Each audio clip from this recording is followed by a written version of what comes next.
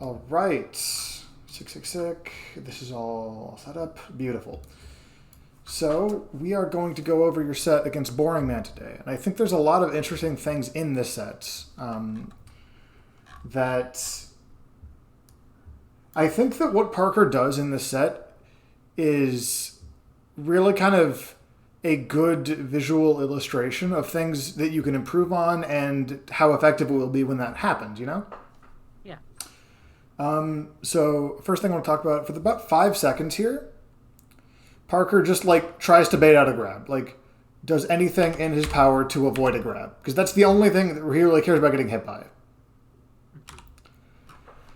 And then the only thing he does, it's grab safe too, but the first way he really attacks is this full hop fair right here that he then drifts back down on. Not in this specific example necessarily, because this is second number 5 of the set, let alone a game. But this will be a trend where Parker will do things that are, you can hit him for them, but you can't grab him for them. Because that's the biggest risk of anything he does in this matchup. At pretty much any percent. Except for high percent dare, I think grab is going to be the centralizing punish. Because for Ness, you're going to get, fair into grab, dare into grab, or just raw grab itself. A lot of your other stuff, it's hard to really break CC and get that launcher. If he's really committed to CCing and he's very good about that in various parts of the set as well. Yeah. I think one of the biggest things that I personally have a little bit of trouble with is that with a lot of other matchups, I sometimes fall back on down tilt spam. But with Meta Knight and other pretty fast characters with fast disjoins out of CC, it becomes a lot more difficult for me to try and break that at low percent, especially if they're effectively playing around mag and dare. Yeah. Or mag. Or grab, mag and dare. The first time you do down tilts in a minute here, even SDIs away and down smashes, fully just not interacting. He's not going to go for something super greedy a lot of the time. He's just going to stop the situation because, like we were talking about last time with the teal set, right? If here you can't be grabbed. Sorry, you cannot grab him at this distance. If he's right here, though, all of a sudden he has to weigh any option he picks against what if Kumatora shield grabs, right? And that's, a lot of the times the numbers get much worse. The risk gets much higher even if the reward doesn't improve. So the trend, especially early on here, is that he will do basically anything that cannot get grabbed. And the difficulty in that is that that's still not that's not a bad game. It's not like Meta Knight can't play that game. He has plenty of options. That fair can contest space. The dash dance is really effective at getting you to commit to something. So you kind of... It's, again, like a cycle, right? MK doesn't want to get grabbed. So therefore, MK is doing actions that can't get grabbed. That list of actions, right, fair, dash dance, keeping distance, those list of actions have counterplay that you will need to do to punish them. Yeah. And the good news is, once you start doing that, eventually, by just the predictability tax, right? No matter how good you are, no matter how good your opponent is, you're going to have to just do different stuff. As you start punishing these options, he's going to have to start doing different stuff and going back to things that can be grabbed. Yeah. Run-up grab, run-up shield, run-up CC. Mm-hmm. Let me get rid of this. And that makes it's harder to know what he's going to do, but it does make it easier to get those bigger punishes and kind of push Meta Knight and the player where you want them to be. Mm-hmm. Because every time he gets it's almost like casinos, right? Long term, the house always wins. Every time he gets within shield grab range, his numbers are bad. It has to be a very specific situation for him to not have higher risk than higher reward. Yeah. So if you can basically, let's say if this is where he can get shield grabbed, if you can cut off these other locations that he is going to be, if you're like, oh, he's just not going to be in shield grab range, and he's like, I'm not going to be in shield grab range, then you can just ignore that. Like, you can just ignore him being here entirely and just, like, hone in on the other zones that he's going to commit to. And then when he starts doing things like run up shield, run up CC, after you with English is difficult. After you whiff a dash attack later in this game, he does like run up wait just to get you to commit to a defensive option. Mm-hmm. That's the kind of things where, okay, he could get shield grab for that. So now he has to like take that risk to really like keep his offense and neutral well-rounded. Mm-hmm. For example, at 18 seconds here, in a few seconds, yeah, there's the down smash. Mm-hmm. After this fair, he spot dodges because like the risk of you, let me back up to get a little better angle. The risk of you grabbing after this fair, even if it's not like particularly true because it's not a super low DJC, the risk is too great. Like he's, especially early on, he's like 10 seconds in, he's forced into a defensive habit here, a defensive option, you know, roll, spot dodge, or maybe like down smash because it's so fast. So, and again, this is 10 seconds in. So I'm not saying that, oh, this specific example, 10 seconds into the set is it should have been A, B, or C, but like this kind of stuff is, he's a little more limited than you might expect, even from that like middle height forward air. So if you start like bullying people who are taking these like anti-grab defensive options, then you can force them to not take them, at least sometimes, and then you can get more opportunities to grab, and then, you know, it cycles in that way. There's... So in that case... Go ahead. I was going to say, so if I can recognize that early on, then I think that could potentially lead to specific openings for pressure. For example, let's say out of this fair, I won't say that I would have done this in this exact situation if I had known this, but like in another fair similar to this, then maybe I can go for something like an approaching mag dare or like a quick dash dance around whatever he's going to try and do. Yep. Or even like my own weight if I really was expecting him to go for some sort of defensive option. 100%, yeah. I think the biggest thing is that like rolls obviously change the spacing, but defensive options give you time as the attacker, right? Mm-hmm. Like I'm sure you're familiar with the kind of frustration sometimes of trying to be offensive, but your magnet is frame 8. And you kind of get clipped out of it occasionally. Mm-hmm. When he commits to a defensive option, in this case, it's you probably not going to be shield, especially with the way Parker is playing this set. But, you know, whether it's shield, spot dodge, roll, those are all commitments. He can act out of shield the quickest, but his options are limited, and it doesn't defend against grab. Spot dodge is the best for like a counterattack kind of defense, where you dodge a specific move and then grab or do whatever you're going to do, but it also doesn't go anywhere and has vulnerability, whereas shield doesn't. It has vulnerability to the grabs. And then rolls, you get the movement, but you're more vulnerable. And like in this example here, right? Like you dash back. Let me get this. If he rolls in here, you don't have to try to punish him. He simply gets hit. Like, yeah. You press grab. So as this kind of, these three universal options, they're all like I believe when we were talking about our teal sets, or our teal set, we went over the teal set, the teal session.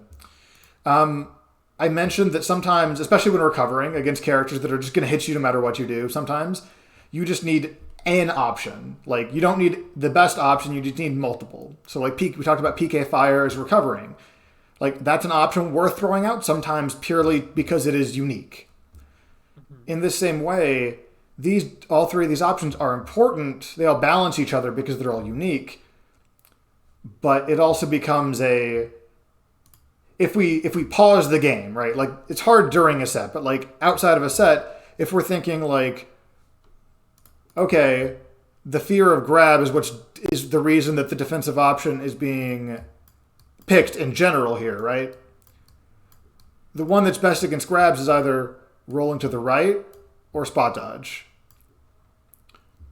So in similar situations, the next time a player, you kind of notice that a player is like anything but, like, I'll take any hit but getting grabbed. In those kinds of matchups and those kinds of players, you might pick the timing that punishes a spot dodge. Or like in movement, dash past them, and then if they didn't roll, kind of like loop back around for pressure. Yeah. And it can save you some time trying to punish shield, because shield is not the reason that they're like attacks are not the reason they're taking this defensive option. They're taking the defensive option sometimes because of whether it's because of end lag or because like if you whiff a dash attack, your immediate response is defend myself in some capacity. But in this case, they're getting hit by this slightly ambiguous forward air, and Barker's going, I have to defend against the only thing that really, the biggest threat is grab. Because daring to grab is still like grab, but that's a slower option. You're more vulnerable when you DJC that. So like low-hanging fruit, grab is the issue. To pick the two options that are going to avoid the grab. We can kind of just ignore shield for now. Yeah. All this to say, basically, when you know why someone is defending or what they're defending against, you can kind of like base level rule out what they're going to do. Right? So again, in this kind of matchup, there we go, let's get that. If they're afraid of grabs, you can just, before you get into the whole like, I think that they think that I think that, you can start off going, shield is not the base instinct here, unless that's a player habit, in which case you can, that's still information that you can use. Yeah. Especially if they're afraid of grab. If shield is their habit when they're afraid of grab, that's good information. This is kind of I think we talked about this. I don't think it was the teal set, but I think it was a set before then. As you make your offense more robust, and like robust meaning your timings, like you have a wide array of timings to pick from. You have a wide array of like spacings to pick from, where you can maybe you poke with the tip of down airs, you DJC backwards, or you run through them and then you like the run through back air, right? The nest thing.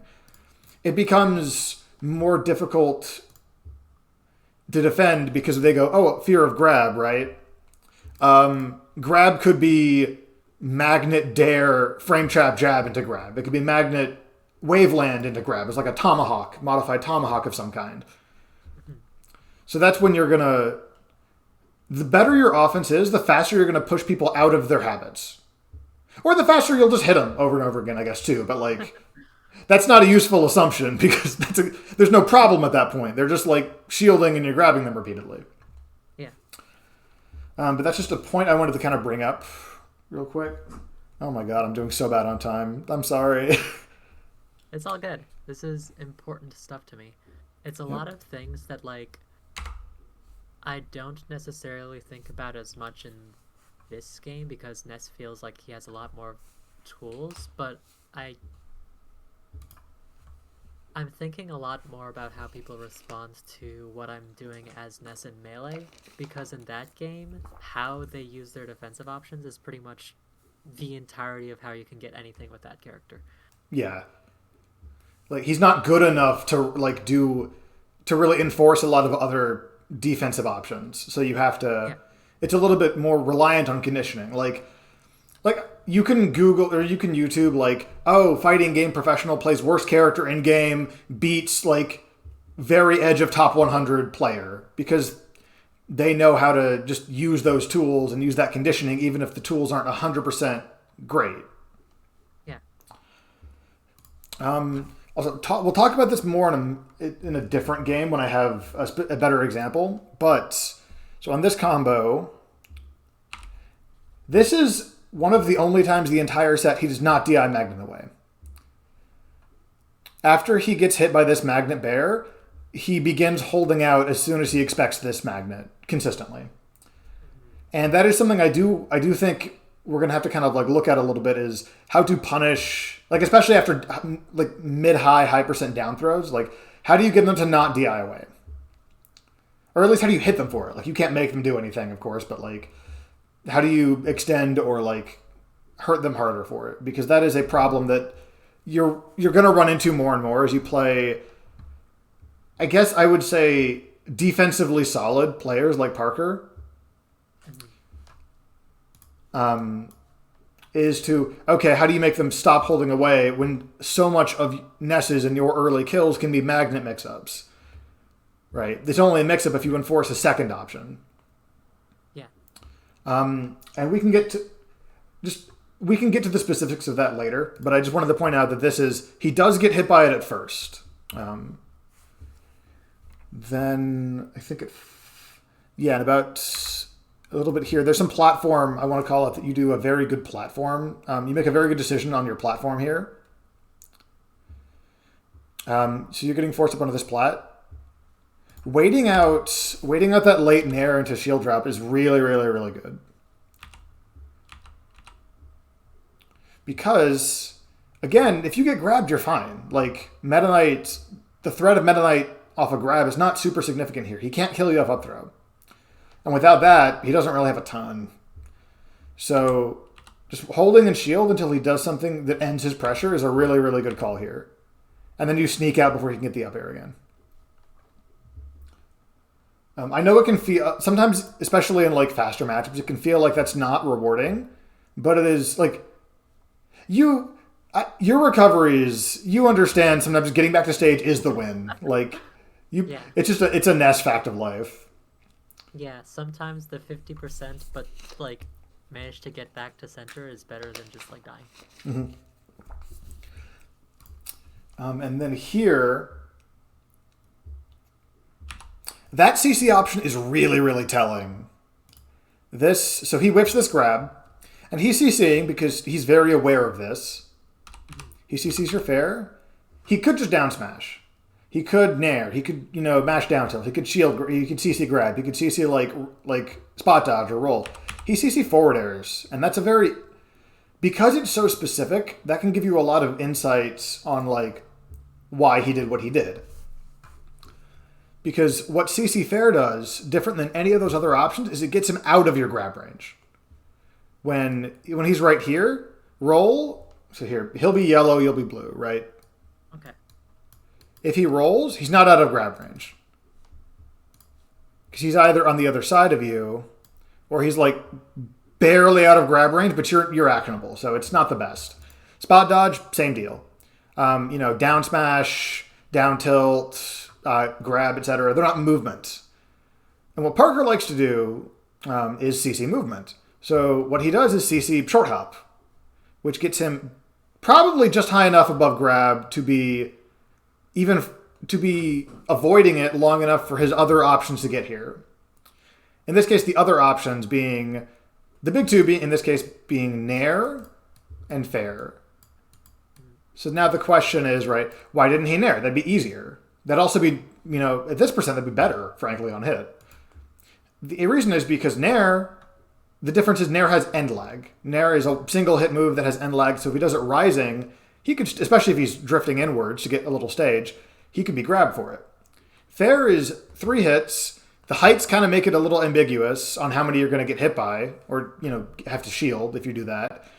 And it is safer in that regard. It is harder to punish with grab. So even in his CC option here, he's thinking, how do I make it as difficult to grab me as possible?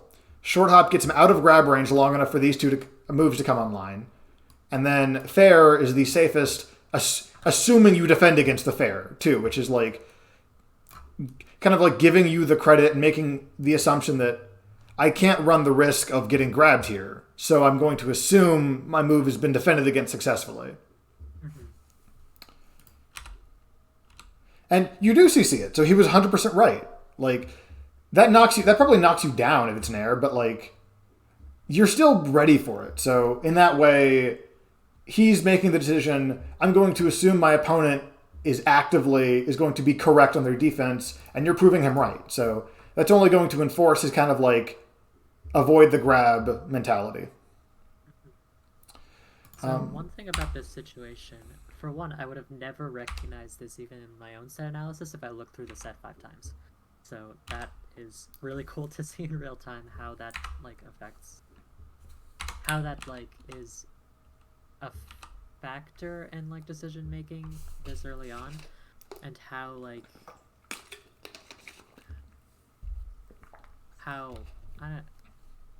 lost my train of thought on that. It's all good. But, it is really cool to see this because okay,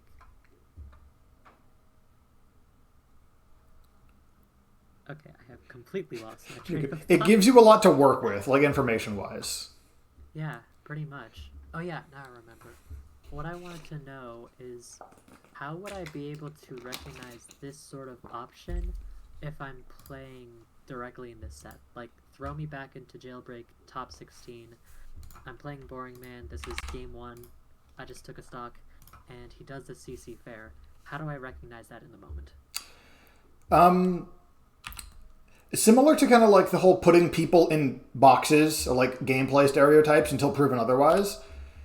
The easiest way to recognize this is by not expecting it, which sounds weird, but hear me out. Especially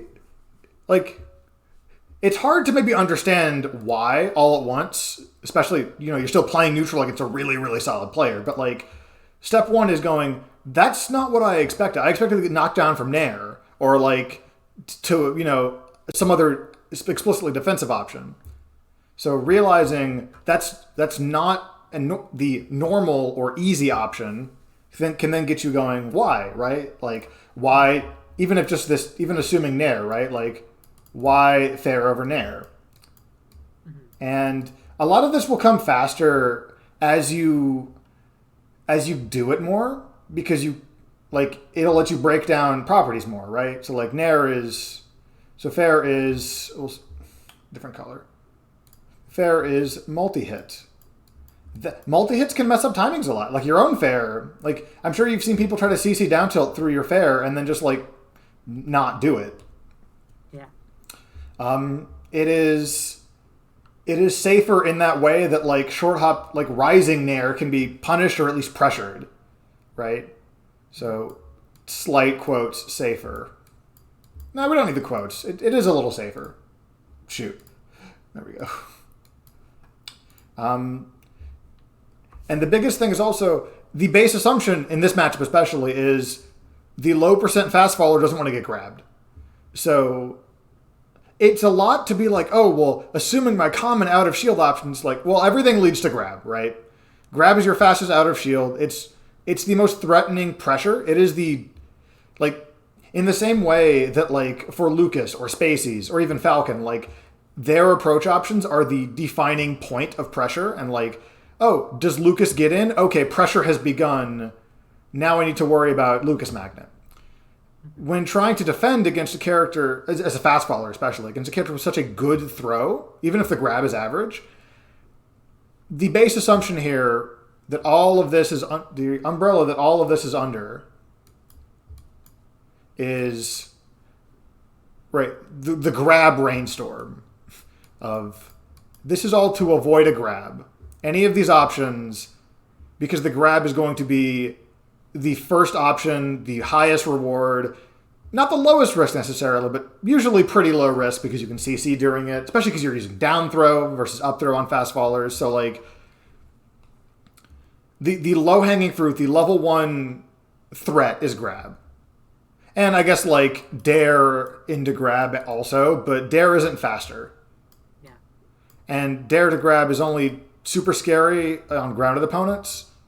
I guess fair to grab is another example though of that middle height fair, or not middle height, that low height fair immediately put him into defensive option mode of I have to avoid a grab. I cannot get grabbed. So the way to recognize that something's a little funky is going, okay, anti-grab options, whether defensively counterattack or defensively evade, fair is not on your radar. So then from there, work into it's multi-hit. It's a little safer in the way that he can get the hitbox out rising and have a little more a little more safety on shield with the multi-hits. And then kind of come back around to, okay, what is he afraid? Why is safer important? He's only at 20. He's doing good job of CCing. It's because grab. Why is multi-hit important? Because I could CC grab, maybe. So the way to kind of see this in the moment is going, I've never been CC fared by a Meta Knight before, right? Like, that's weird. And then when you have a breathing room, when you have a moment of like, maybe Angel platform, or, you know, in between games, just go like, come back to that. Like, just think for a second, like, CC fair. I didn't mean to say just think for a second, but like, when you have a moment to come back to it, think, that can give you a moment to be like, oh, it's multi-hit. That messes up CC grab, possibly. It's safer while rising. You know, that's because Nair, I could maybe wave dash. Like, he can't, if he does short hop Nair, he can't act. He has end lag when he lands. So I could, and he doesn't have great drift, so I could wave dash grab, or just shield grab if he doesn't have any drift left. Anyways. Yeah. I think I'm all set on the situation. Gotcha.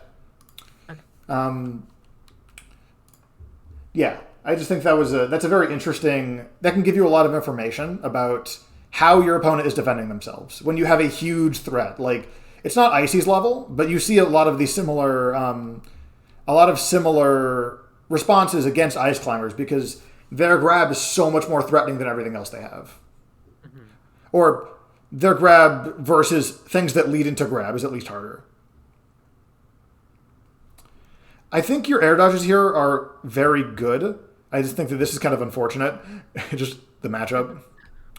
Yeah. Okay. That's a scary decision to make that DI. Because I think there's a chance you live if you DI for Cape here. If you DI to the right for Cape here. I think there's a pretty good chance you live. Like, you're over here, Cape sends you over here. But again, you are Ness. You have jump, I guess, if you get grabbed. But here, this is also a really telling interaction. You're trying to get a little bit more... I don't want to say you're being greedy, but like the magnet is just percent that gives them a window of opportunity to escape. And especially against Parker, like, he is very solid defensively.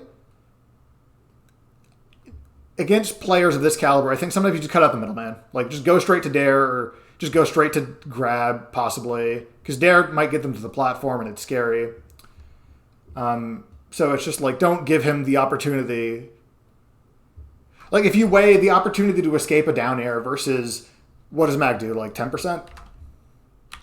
8, I think. Okay, yeah. So if you weigh 6% against the opportunity to escape a down air here, it's just not really worth it once you get to this level of play. Unless you really, really need it, like it's one of those stocks where you just really need the comeback.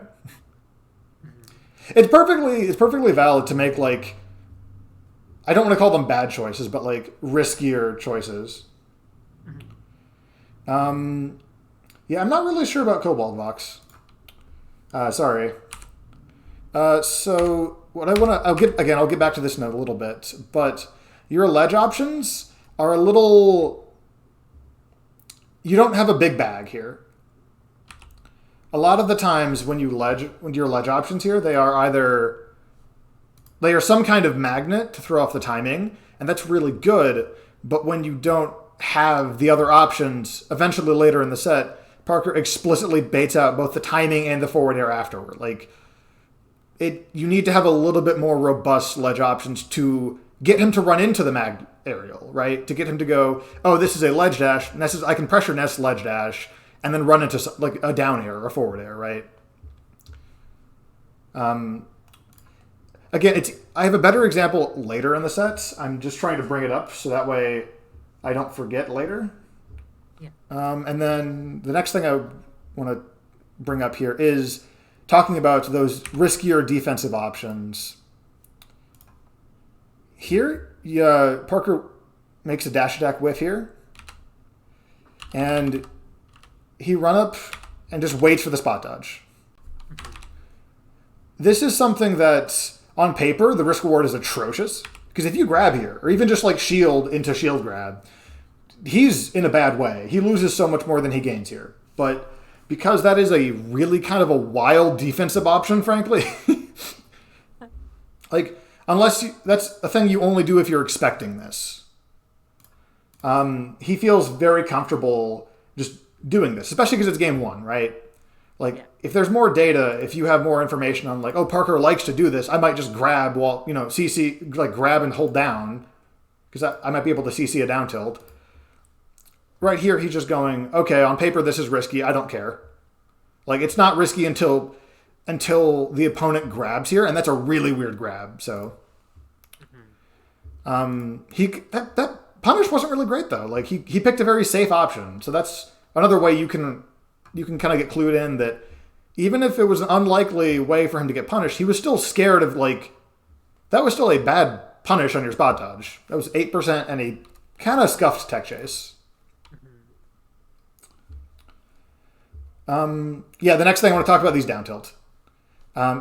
You start using them differently later in the set, and I think that's good, but I think even by the end of game one here, Parker has shown that he's willing to, he's able to defend against, like, multi-down tilts really, really well. So it's this next stock. So I think that one was just a little unfortunate, but I think in general, you see, he's kind of like defending against ghosts here in that same way that, what's that joke that, like, in Ultimate, Roy players, like, attack ghosts. Here, he's out of range of your down tilt, and he's still, this spot dodge is to avoid a grab. He's expecting you to down tilt until he, like, down tilt, realize he's out of range, and then go grab him. And that's something you can absolutely do, whether you use multiple down tilts or just one, because against Parker, at least in this set, he's consistently getting out of down tilt. He's not getting stuck on top of it. He's getting away from it. So what you can do against players who do that is start down tilting.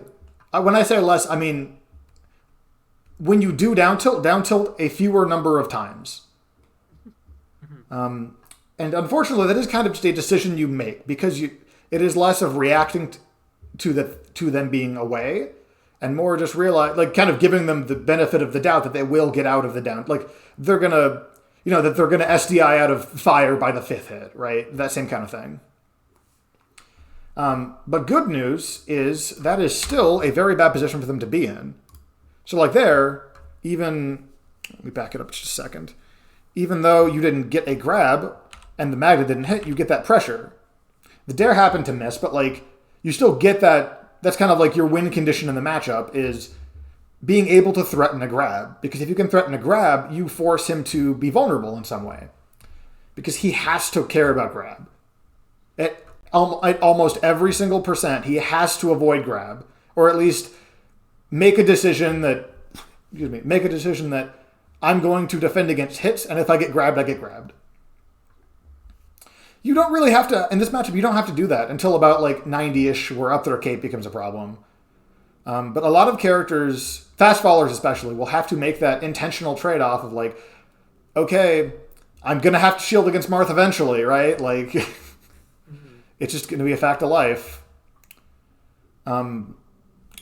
So being able to force more situations like that, so more of these, like, 1 or 2 down tilts, and then just pressure, and then by the time, in the same way that at high percent you do 1 down tilt into, like, up air on a confirm, you can do 1 down tilt into, oh, did they get popped up into your grab, versus if they didn't get popped up, you can just go for pressure, or, queue up some other option. But that down tilt is a really powerful tool for just kind of, like, forcing some kind of defensive option. It comes up later, and I know this, obviously you played these sets the same day, but the down air against Mennonite doesn't really work out as well as we kind of want it to. Yeah, good job DIing to the right as well. Yeah. That PK fire, I think that was a really good idea, because you were correct, right? Like, you thought in some capacity, oh, he's going to come down here and hit me. And you were wrong in the specifics, but that's fine. because mostly that fire in general is mostly just to show that she'll do it. Because if he comes down to ledge a little in this zone and is a little safer, this fire's a problem now. Like, he's stuck out here. Even though he has multi-jumps and can get back from a dare without too much issue, it's still a much worse position, and it gets you back, not for free, but like, he has to worry about it. So even dying to this nair here, I think that fire did its job. In general, game one's basically a lot of Parker's active defense stopping your momentum. Doing stuff to kind of edit your habits and edit your pressure will get you a lot of mileage. So like we talked about, like a 1 or 2 down tilt instead of 3 or 4. Just completely ignoring your grab for a little bit. Like, if he's going to take options that prevent him from getting grabbed, especially in neutral at like round start when he's at 0 and can CC, if he's going to just dash dance away from you or be in the air when he engages with you, just don't grab. Just like fully ignore it. Am I back? Yep. Okay. What did I drop? Talking about Parker being active defense, I think it was. Life is pain. I don't know. This is. Anyway. So active defense, yeah. So when he's doing things like just deciding to avoid grab at all costs, like dash dancing away from you, engaging in the air outside of grab range, you very much have the option to just also ignore your grab. And kind of the theme is it's not the best option to not grab at all, but you are more likely to hit, because if he's doing intentionally not playing 100% of his character to make sure he's not in grab range, then, if he's going up here, he's going over here, you can just choose to not be there. You can choose to do something that will beat this option, like maybe like a run up forward air, or like take space, assuming he'll back up, or even if he jumps, a lot of characters you can get under them. So to an extent, if he's willing to show you that, I'm not going to get in grab range, I'm not going to engage with grab under any circumstances, you can just not grab, and now all of a sudden he's giving up options and you're still the attacker.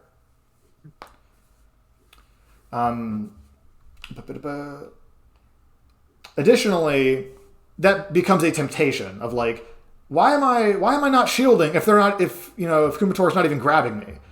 And now they have to make an active decision about, do I start shielding again? Am I going, is she going to start grabbing me if I do? Like, it's not just a decision that they make at the beginning of the match. It is an active thought process.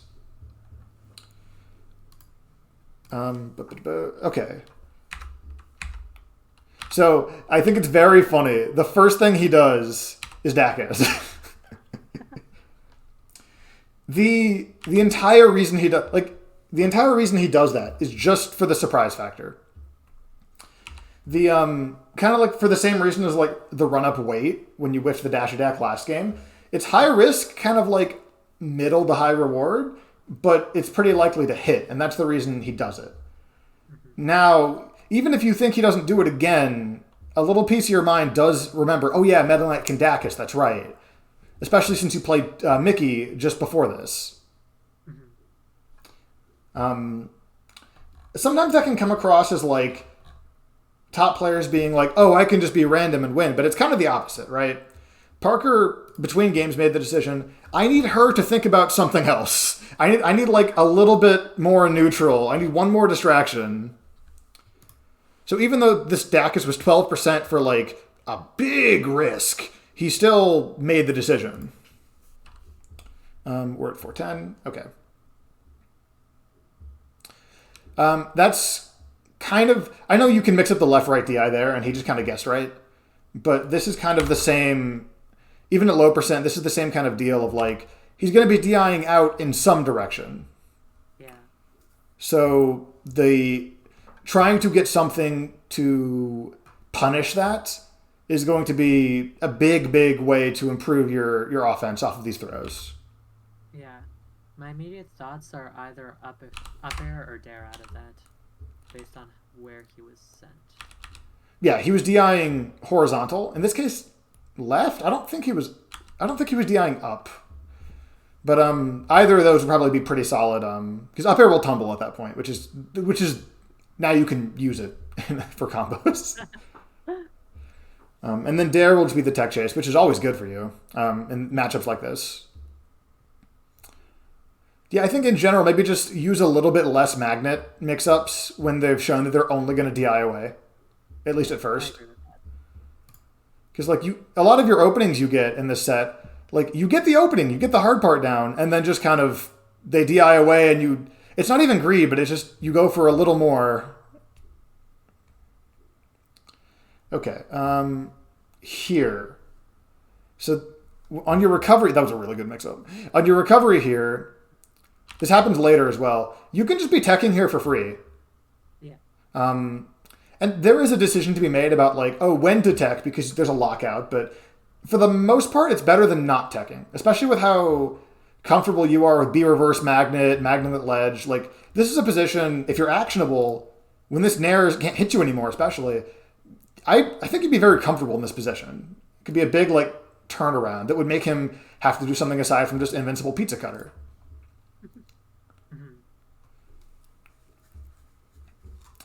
That was a huge dare. I can't believe that hit. That foot's huge. Okay, go ahead.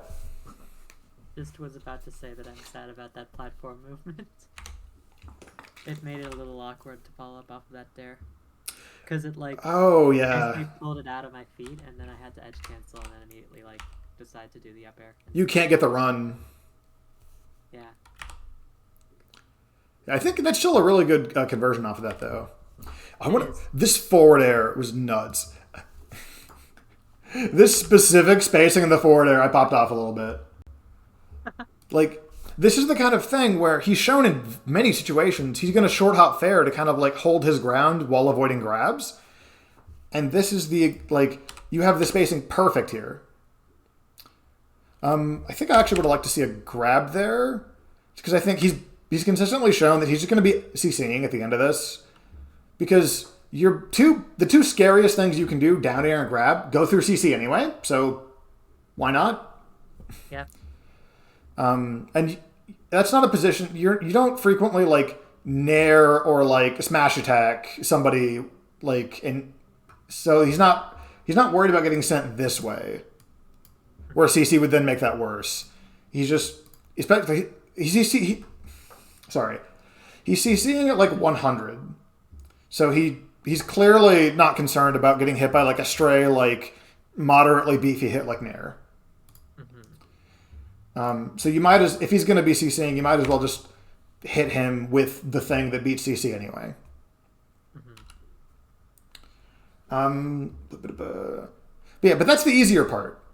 Because once you get like that forward air is the exact kind of thing you can do to hold your space and kind of punish his counterplay. Yeah. So now the next time he's in that position, he has to make a decision to go, oh, I got hit for this last time. I got hit for this. Oh, and I could have gotten grabbed there or down air there. And it becomes like a scary proposition. Mm-hmm. Yeah, and then this is the same kind of thing with... He goes to the bubble off of Magna here. Nair would have killed there easy. Yeah, this is the... It would have been like such an easy option to throw out too. Yeah, this is the check. Also at even on good DI, 130 before the Nair is like maybe on Green Hill. This is the like there's no decision here. He's just gonna hold out because he dies anyway. Yeah. But with your habit of going for a lot of magnet extensions, not even when they're not necessary, but like they're clearly something you really like to do. And they're good. It's not like it's a bad habit, but he's going to hold out and be like, I was dead anyway. That kind of like laissez-faire. It needs to be the kind of thing where it has to be a mix-up because otherwise I'm not really getting as much on that punish and I'm not taking advantage of the fact that if he is going to be DIing out, then I can take advantage of a lot of other punish options I have that really blow that up. Exactly. There's a better example. I think it's game 3. I have it written down here. Yeah, it's game 3. But that's kind of a problem. That's a wall you're running into with your punish, which, like, Parker's already assuming he's taking 60 on a grab. Like, the way he's playing terrified of that. And he's DIing away on that. So if you can push that even further to where he doesn't just, like, acknowledge that, okay, I'll take lots of damage and, get knocked off stage on a grab and I have to be afraid of that, to where, a grab at 0, am I dead? Based off of these DI mix-ups, then you can really start... It's not even that they'll be playing scared, it's that they'll be playing... It'll be easier to push them to play around grab. And then from there, even for people that don't start off that way like Parker does in this set, then from there, like we covered before, they're going to be moving. And when they're moving, you can hit them.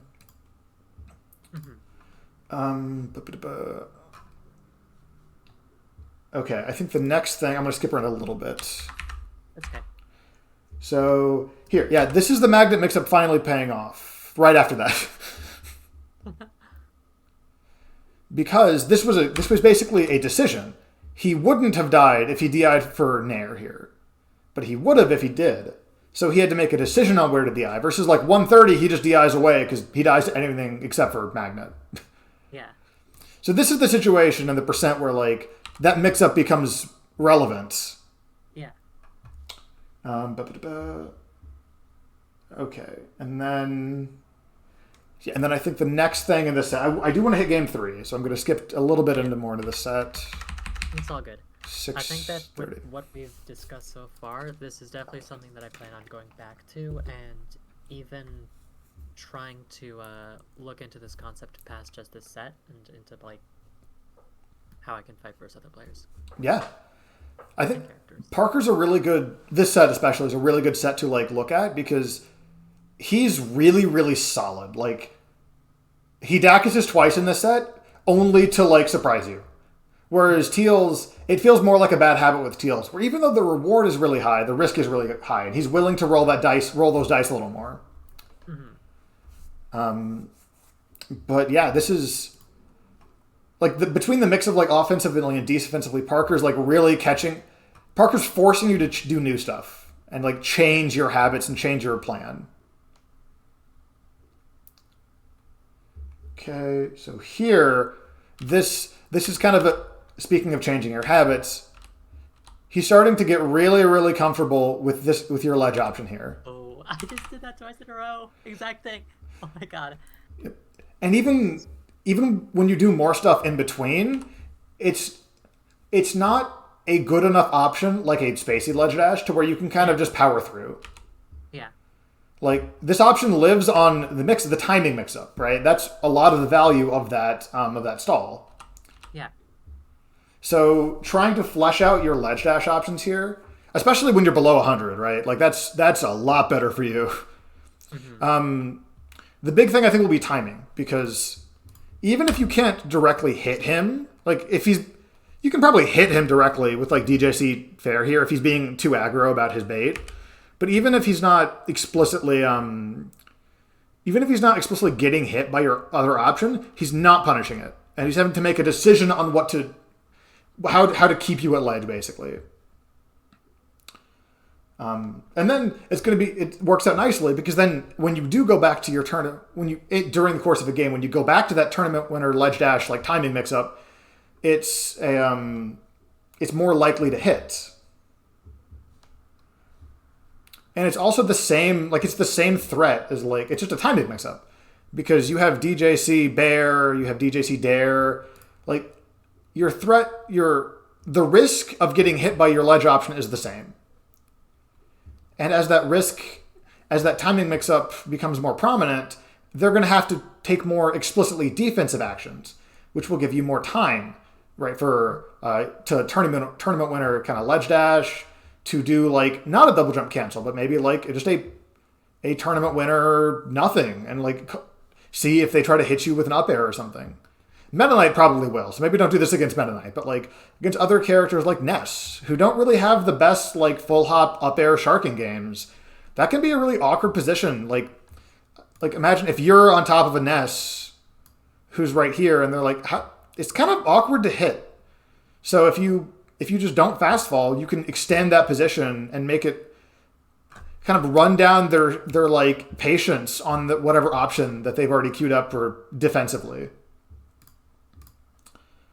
Yeah, but all that to say, I think that getting more varied ledge options, they don't have to be better than what you're doing, but just they have to be different, and that'll get you a lot of mileage. I also really like there that you get the dare, and I think that the dare is about the biggest thing you can get there, so that's good. But then you recognize that I'm just going to go back to stage. This is not a good thing. That's a really good call out. I want to point that out. He has been using F-tilt, not too much, but like a fair amount. And you committing to CC the third F-tilt is a decision. And it's a decision that he notices, especially because he gets hit for it pretty bad.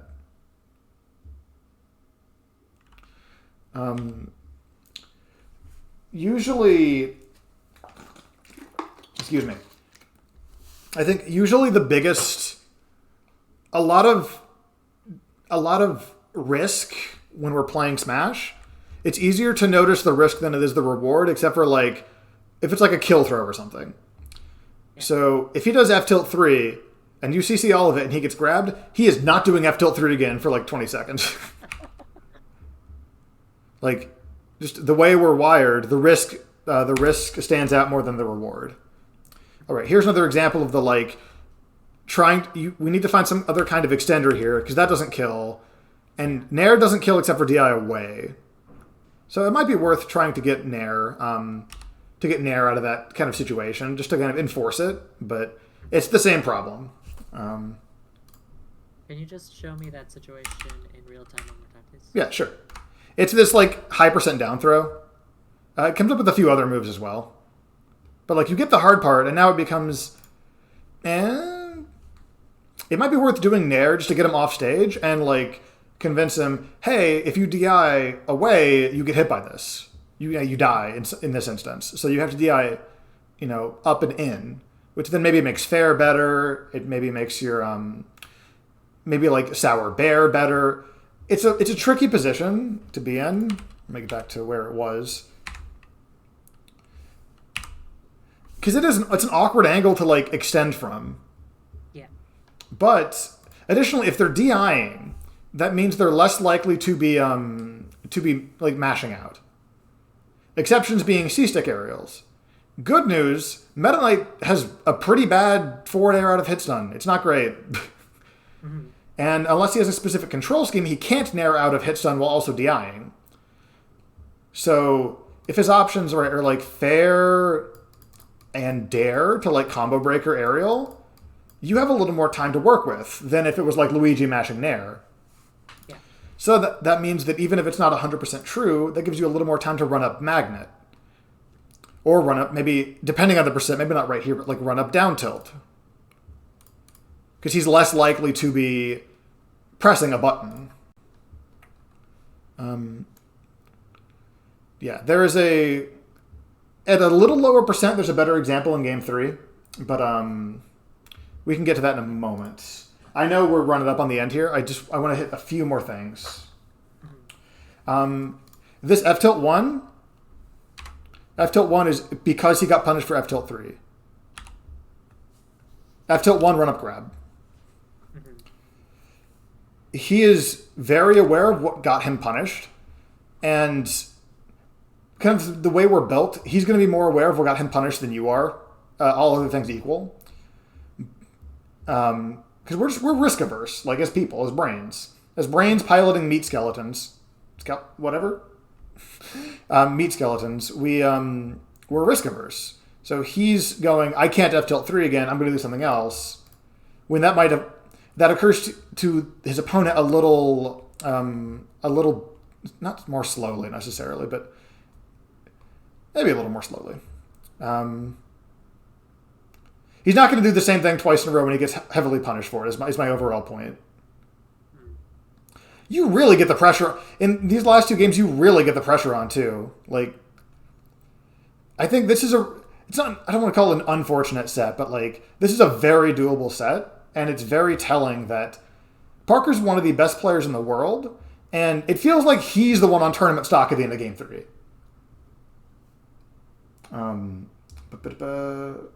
All right. Light speed mode. So here, it's another example of like the magnet ledge option. He's very specifically just baiting it at this point. Yeah. And like I mentioned it earlier, the predictability taxes. Sometimes you have to pick worse options just because they're different. Yeah. And because honestly, I wouldn't even say that this is Ness's best option off ledge either. So. Oh, are his numbers on tourney winner GJC really good? It's kind of. I think that the main thing is that I don't really think Ness has any one good option. I think that they just end up becoming a lot better because of the mix-ups, but I'm not taking advantage of the mix-ups at all here. So, yeah. Gotcha. I think you got it. Yeah. It is.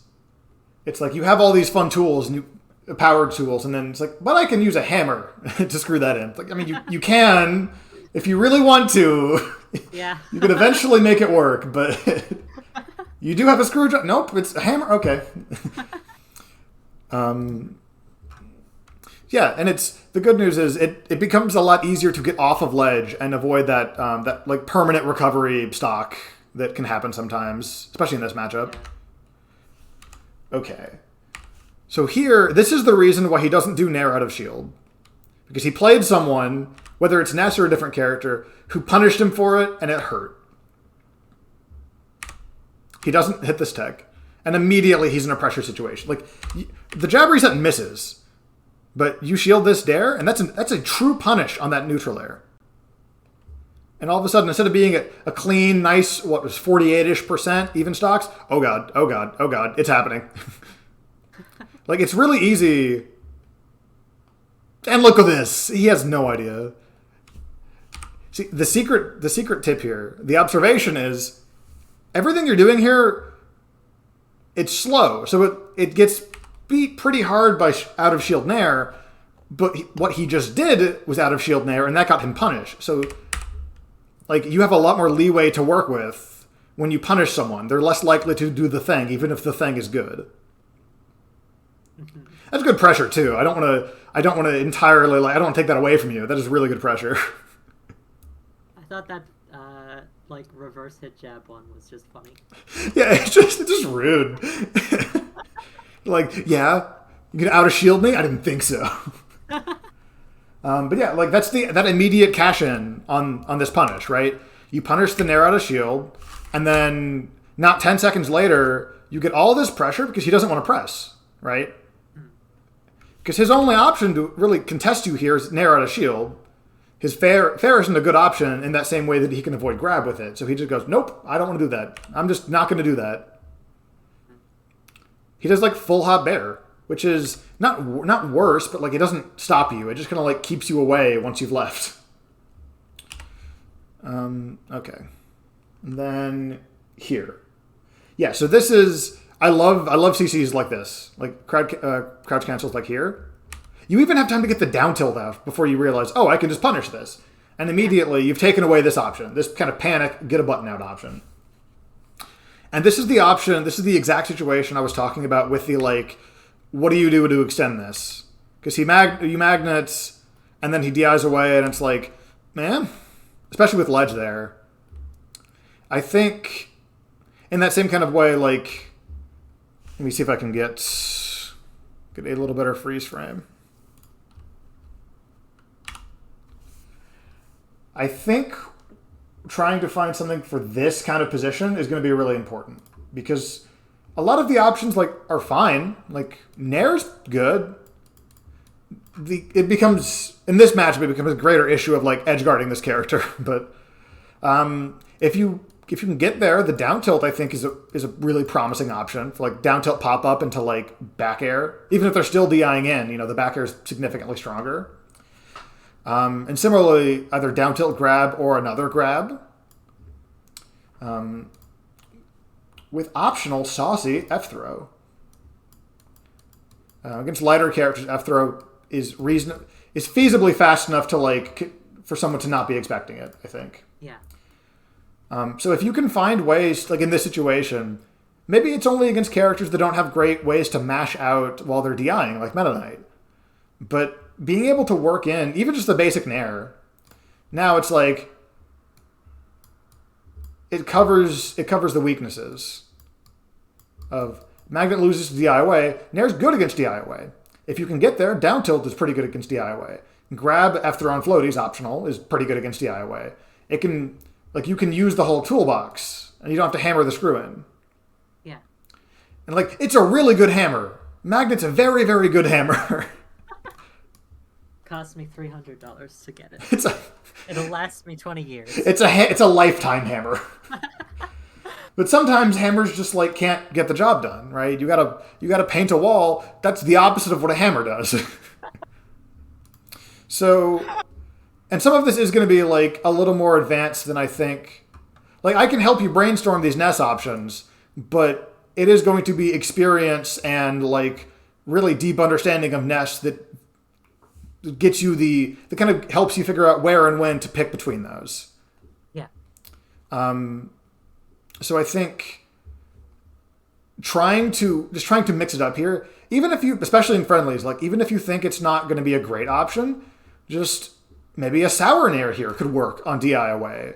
Maybe that won't send him far enough to hit ledge in this instance. Like just to an extent, just doing stuff that you haven't done before, or that even if it's only a refresher on why it doesn't work, can be really useful. Mm-hmm. Like outside, like up air is kind of the end here against this weight class, for instance. But like other like stuff, maybe like I used to do a thing back when I started playing Mewtwo. I would smash at ledge because it has tons of active frames. I was playing against people who couldn't ledge dash, and it would catch tournament winner.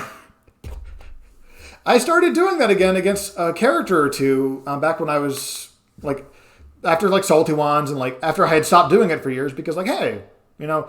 I'm going to get punished for this sometimes, but like, does this fix a problem I've been having of like tournament winner at ledge against like floaties like Wario? And it kind of does. And that can like, again, that can push them to not do it, but can also push them to do something that punishes that, which is not what they were doing, right? It's worse than what they were doing. Mm-hmm. We get back into that loop, right? Of like, oh, well, if you're doing that, then I'll do this. And even if you do the first thing, I can still hit you, but it's worse. And like, they know that I know that they know that I know that line in front of me, etc. Next thing I want to talk about, there's just a little props. I think off of this really small neutral decision, you get really, really good pressure. Oh. So he run in CCs, and like you guys just go back to neutral. But the next time it happens, you run in, pressure him not moving. In this case, it was shield, but you know, same concept, and you get a big opening. Also, that's where I got the idea for that down tilt out of the down throw. This down tilt's great. Mm-hmm. Especially because it's just the little one, just to like, it's not even greedy, just to get the little one for extra damage and a little more stability on the grab. You don't have to worry about like the tech animation. That's really, really good and really creative. Like that kind of stuff is the stuff where it's like, oh, like I wouldn't have thought to do that for the down throw until I saw you do that off of the bear with DIN, right? Mm-hmm. Oh, it's the third time he uses attack is there. Okay. And that kind of stuff is like, just little moments like that can really, really open up. And all of that was off of noticing that he run up CC'd. And then the next time you did something that would be good against run up CC. Yeah. Even though he didn't do that, it's the same, he put himself in the same position, which isn't a mistake necessarily, but like, you don't have to be 100% right. You don't have to call your shot, you know, which stand you're gonna hit the home run into for it to still be a good home run. That was a bad analogy. Let's see, 25. Yeah, so this is the last stock. So this last stock is really good. I know you know that, and that's what makes it heartbreaking. But like, there's so many. Let's just watch the whole stock. There's so many parts in here, like small sections that you just kind of win. Like, you do a really good job of calling out what he's doing or what he thinks you're going to be doing. And it's just kind of an unfortunate tech error and then a really good catch on his edge guarding.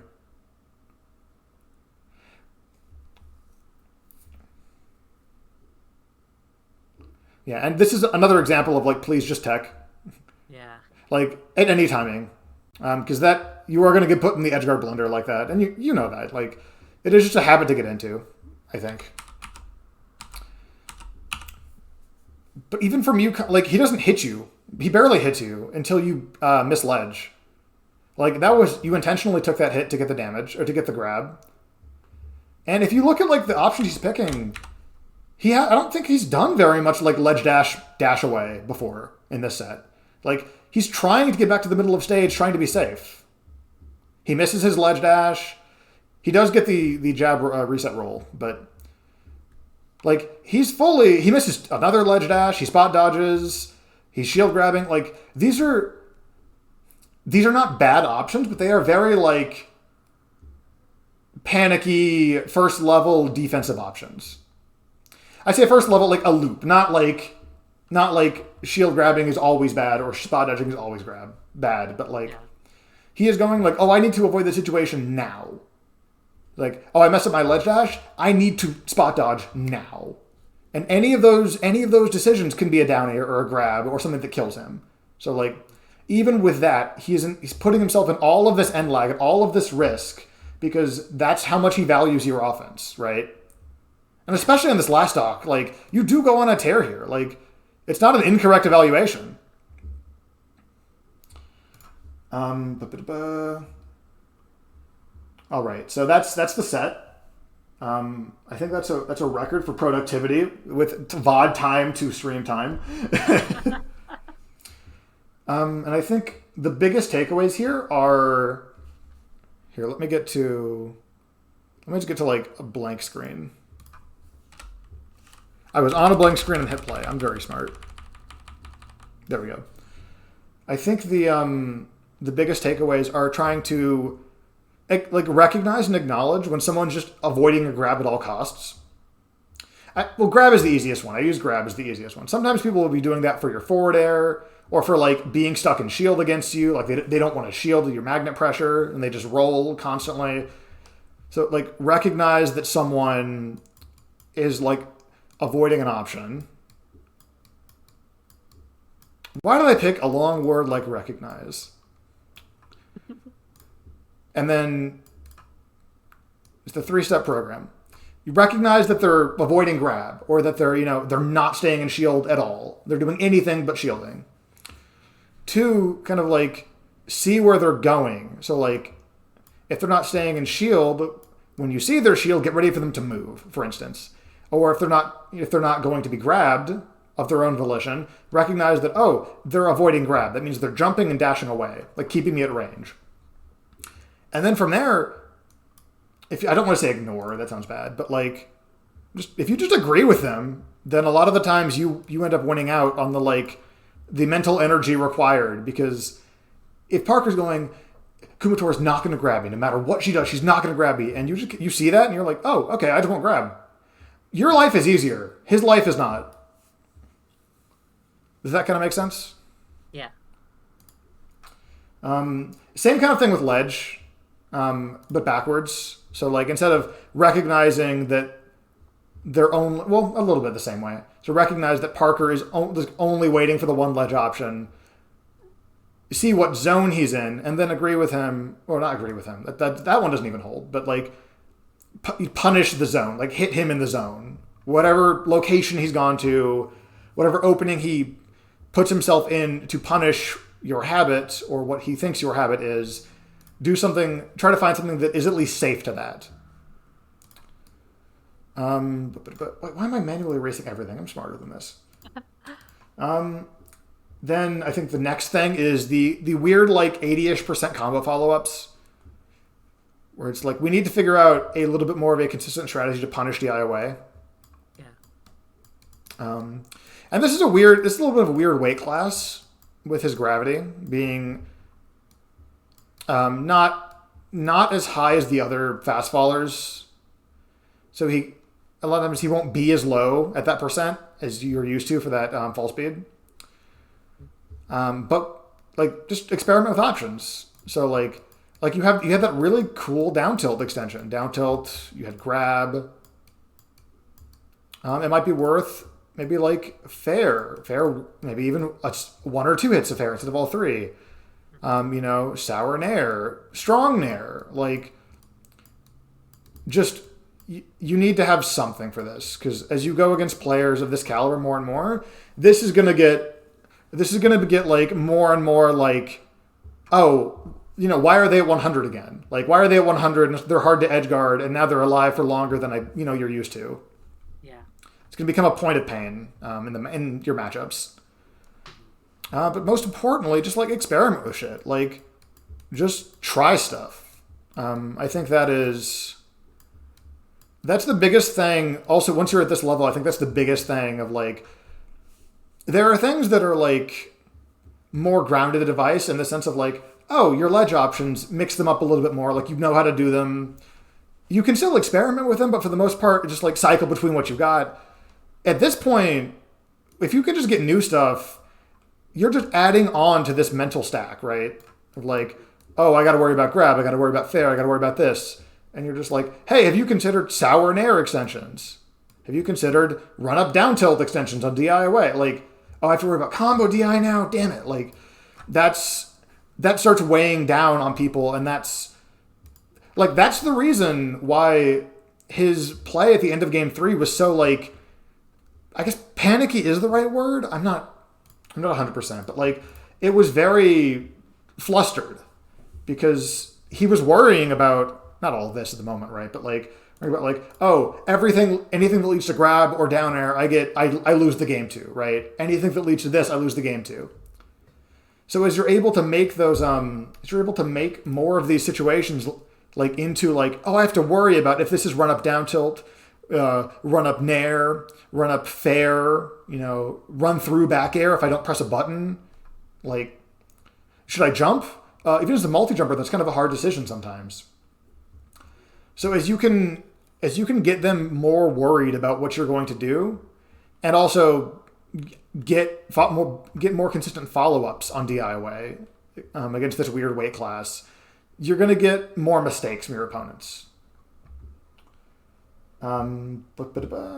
That's pretty much it. I do want to kind of make sure I stress, I think your pressure is really good.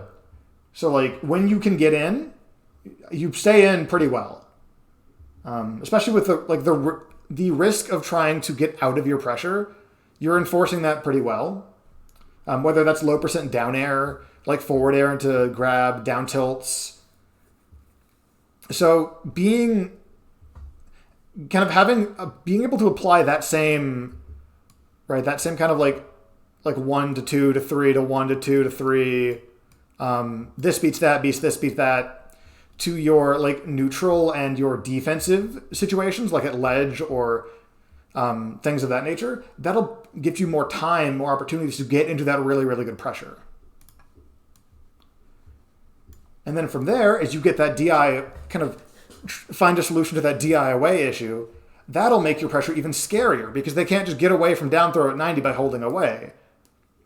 They can't just I'll just go to the bubble on nair if I hold like slightly away. They have to go, wait, if I hold slightly away, what if they get down tilted? Or, what if I get hit by something else?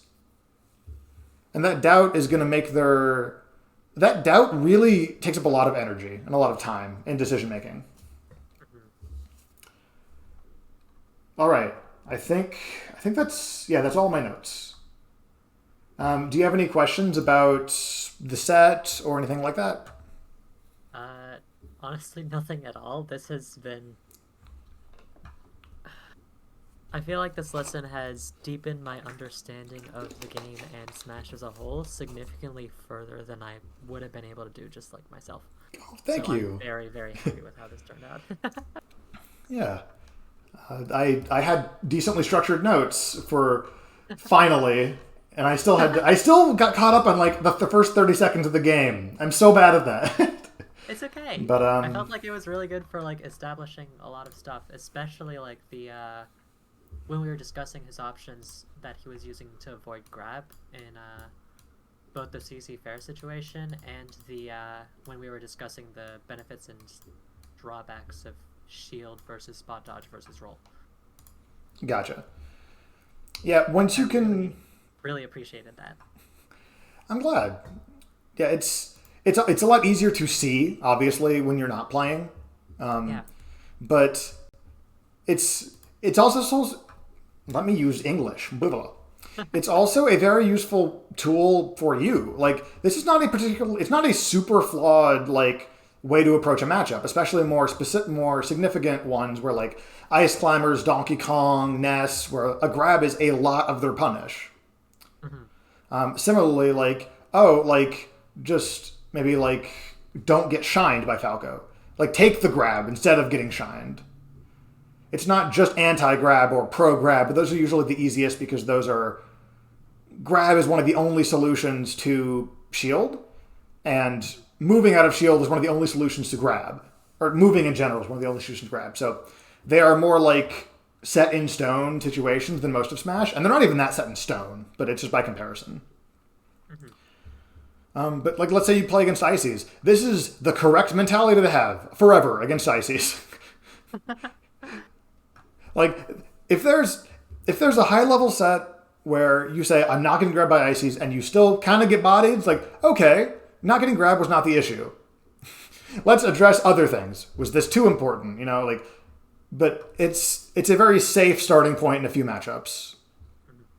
Like Marth Fox, very similar matchup that probably I would be very surprised if the Foxes would willingly take the grab outside of very niche situations. But yeah. So yeah. Excuse me. Thank you again for booking, Kumatora. It's always sick going over your VODs, Anna.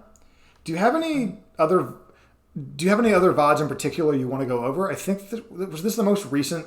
That's the most recent big thing for sure. Yeah. At the moment, honestly, not really. The only thing more recent than this, other than like a couple weeklies, was like the most recent Cream Online event. And I don't exactly know how much I want to review those specifically. Honestly. Oh, good. Yeah. Yeah. So I guess we're caught up to the present. Hell we're just yeah. waiting on weeklies and majors to come back pretty much. Sick. Yeah. I think that... Go ahead. I wouldn't be surprised if this is the last lesson we have for a while, just because there's not going to be many opportunities to play PM in tournament. But I do think that I might still want to book at least one session where we just play together and lab out a bunch of situations. Like that we've been talking over the course of the past... When did we start lessons? Like September or something? I think September? Yeah, sometime. Yeah, I think... Because I started lessons after August. I remember that. Or at least late August, if it was August. And I think that the first lesson we had was before Shipwrecked, but after Undertale. So yeah. Yeah. Yeah, I think the biggest things, like I was saying, just working on kind of fleshing out that cycle of like options to where you can, you're the one that you kind of have as a habit right now is now maybe a preferred option, but it's like you're using it on purpose to bait out options or even just mixing it up to mix it up. Yeah. And then the DI away on grab or on that might be a Meta Knight thing, frankly, but it's not just a Meta Knight thing. It pops up in a lot of semi-fast followers like CSS and Lucas. Gotcha. Yeah.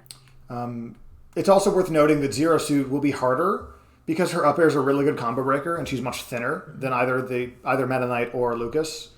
Yeah. I felt that a lot when fighting the Tri-State plus Stango ZSSs, honestly. Whenever we net play. Yep. Very good character getting out of combos. Yeah.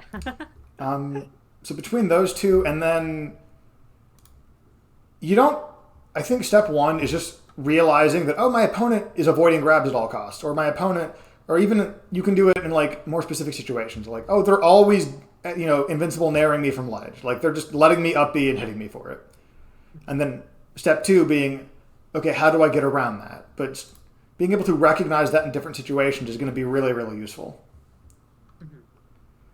Because like I think you used the terminology of like, you had told me that one time like, I don't even know, it wasn't even like a major, it was like a weekly or something, but you were like, oh, I just cashed in like on a read and it felt good. This is the kind of thing where you can cash in on those reads in a wide variety of situations. Yeah.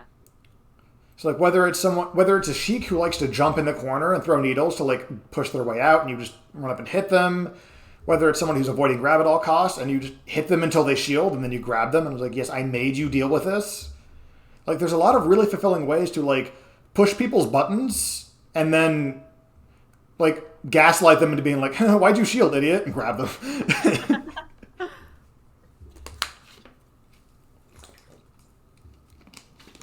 But yeah, so I think that's everything.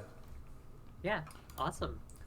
Okay, like always, my recording is local side, so I know we dropped once or twice, but the VOD will be fine. I will repeat myself, of course, but the VOD will be fine. Totally. If that was a problem, you wouldn't have booked 2 sessions with me. Yeah. I'm gonna go ahead and call the stream. Thank you all for hanging out in stream and or YouTube. Catch y'all later.